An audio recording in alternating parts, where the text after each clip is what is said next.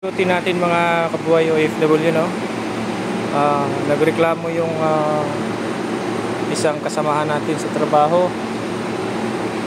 Wala daw lamig. Grabe, sobrang init talaga sa kwarto niya. Ito mahirap talaga pag nasiraan tayo ng aircon sa kwarto. Tapos na timingan pa na summer na dito. Okay. Yan. Marumi na talaga siya.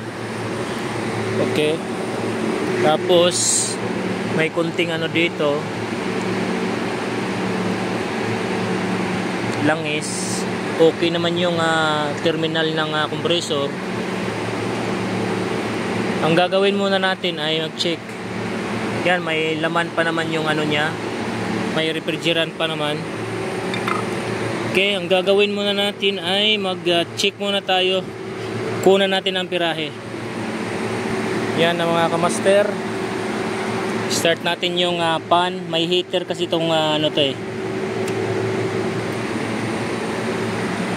Yan. Gumagana yung pan.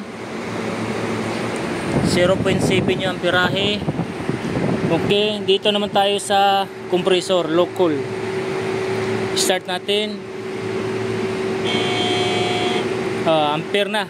High ampere mga kabuhay OFW. Rinig nyo naman yung ugong ng compressor. Okay.